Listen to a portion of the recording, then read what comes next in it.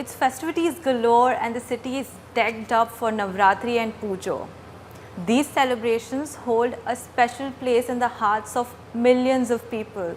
So we thought, what better way to delve into the traditions, the flavors, the business of the festivals than by engaging in a conversation with chef-turned-restaurateur, Mr. Anjan Chatterjee. He Hello. is the visionary behind Speciality Restaurants, and this is a chain that houses some of the most popular brands that you've heard of. In fact, right now we're in Calcutta, which is their Bengali cuisine restaurant that brings the flavors of the east to the west of the country. It also houses places like Sweet Bengal, Mainland China, and many more. So thank you, Mr. Chatterjee, for My joining pleasure. us Pleasure's today. all mine. First of all, Shubha Durga Puja. Shubho. But before we delve into Durga Puja. what the festival means and what's the significance of it, can you tell me a little bit about the role that this chain plays in the city's food culture? Okay, you're asking me about a subject which is very close to my heart, and it's all about food. As you know, Bengalis in particular, they live to eat. So our life is revolved historically and revolving around food. So Specialty Restaurant, as you rightly said, is the largest chain of fine dining restaurants, and in which we have the Mainland China, and we have the other one in the form of Calcutta, which is city's cuisine. Now we've taken Calcutta to London, a new form that's 2.0. We call it Chaurangi. Chaurangi. So that's one which is in marble arch and doing exceptionally well. Then we have within Chinese we have a little mid and bottom of the pyramid, which is in the form of Hakka, which is also another one which is more of a delivery brand, and we have a few restaurants in Calcutta. And then we have Flame and Grill, which is Indian, Global Grill, and Sigri is the mother name.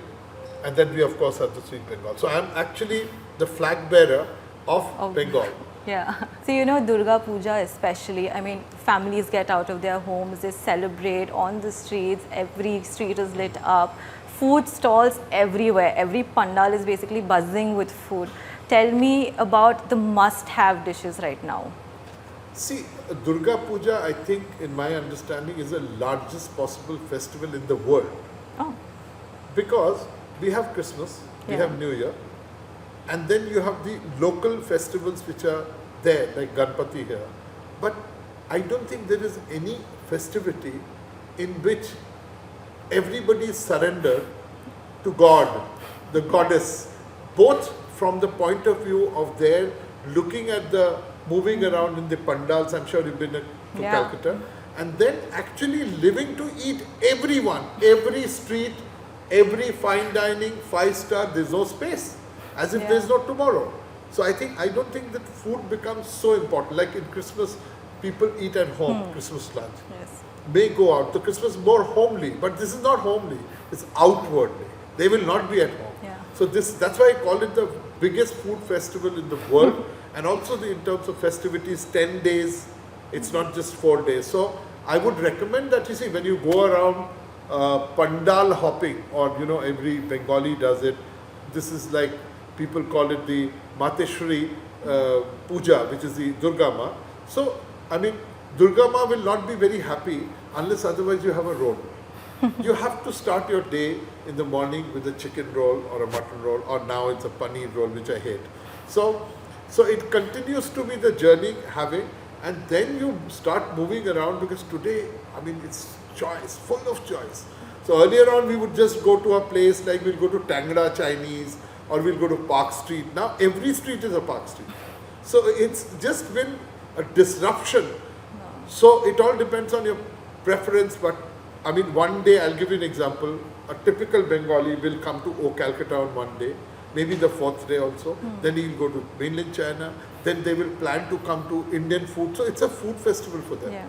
It's a feast, and everybody is de-stressed. As you know, food itself, the restaurant, when you go, Food is a therapy. it's happiness. Yeah, it's a therapy. Yeah. So from that point of view, I think it's anything and everything which is on the road is selling. So pick up what you want. That's such a good way to put it, food festival of the country. But you must have noticed I have your cookbook in my hand, Yes. which I snuck out from my mother's kitchen. Oh, lovely. If you're up for a challenge, if we land on a random page, would you recreate the dish for us? I mean, I've written the book, so Yeah. hopefully Okay, not. let's- Hopefully not. Let's do it. Say, what about Chingri Malai Curry, one of my favorites? Yeah? Close to my heart. Okay, awesome. Let's go. Yeah, perfect.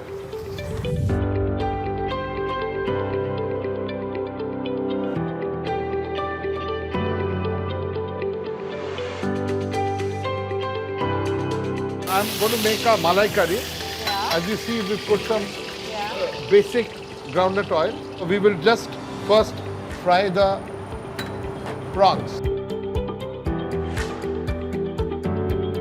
So, do you have any fond memories associated with this dish? My mother used to make it, and she made the best malai curry on earth, is my understanding.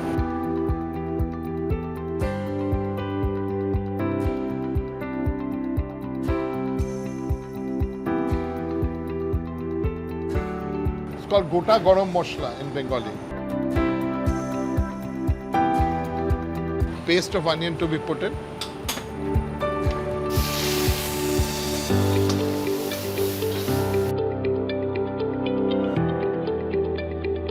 And in Calcutta, we do nothing pre-prepared. Everything is a la minute. That's why we take 20 minutes bottom time from the customer. We said, yeah.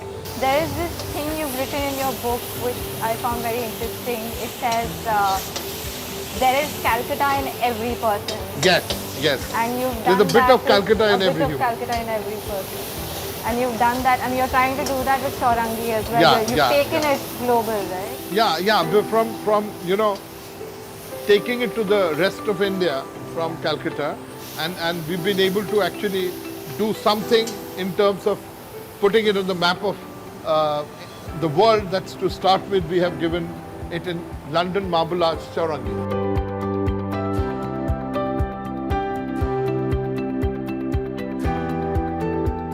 The gravy is getting ready, and it should be ready in next 2.5-3 minutes.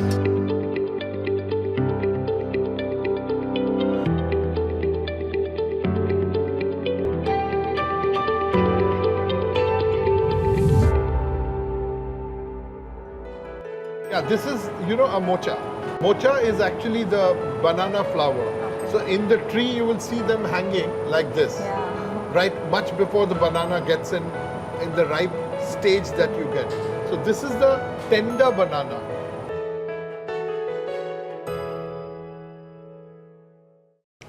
It almost reminds me of mashed potatoes Yeah, it's mashed potato. with mustard You oil. got it right because to give the binding, we have a little mashed potatoes to wrap it up. Otherwise, it just spreads too thin. Right. So, is this the combination that you always prefer? See, malai curry is something which is a main course.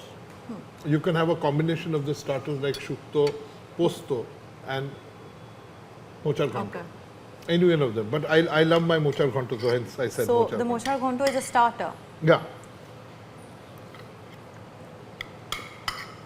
Like the shukto is also a starter. It comes along with it. Like it? I love it. I cannot believe I'm having food cooked by you. Now that we've had your food, here's another small challenge for you.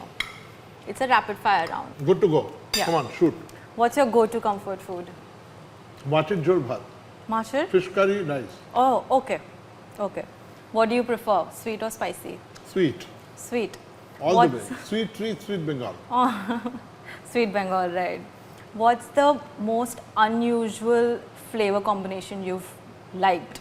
You know, there is something within, I'm talking with Calcutta mind, and since we're talking, the context is Calcutta. There is one kind of a sweet which has Javitri and Jaifal Right. along with khoya. And it's called dorbesh. It's a Bengali laddu, if I may simplify Khoya it. with Javitri. Javitri. which is a sour fruit. Yes. Interesting. So it's a very different kind of It a is. combination which happens. And what's the most difficult dish you've ever made? Chinese is difficult. I can say this to you because you know you need a wok. It's specialized, and you have to do a la minute. It's a la minute cuisine. But within our understanding, my understanding, there's something called a chine kebab. Okay. There's a chine kebab. We call it chine kebab, Chinese kebab. But that's a whole. It's like a thermidor, Okay. but it's got Bengali masalas. So what do you listen to when you're cooking? Music or podcasts? No podcast, please. No? Music. Music. What kind of music? I mean, any kind of Hindi or regional music, Bengali. So I enjoy all of it. Okay. And what's the advice that you'd like to give young entrepreneurs who are trying to make it into this very competitive industry? See, one is that people starting up should understand that there's no shortcut to success. See, there's a lot of glamour which perceptibly is seen in the restaurant business, but there's a lot of hard work.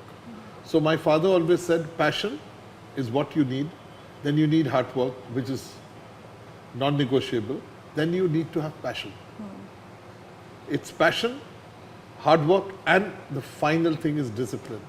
So it's not so easy that you know you will make and everything will go orchestrated and process driven, because food is something which is very emotional. Those are amazing words to end this segment with. So thank you so much My for pleasure. humoring Pleasure us is all mine. and making this wonderful dish for us. Shubho Devi Pokko, and may your Durga Puja will Thank be you. very enjoyable and happy. Thank you. Same to Pleasure you. is all mine. Thank you very much. Thank you.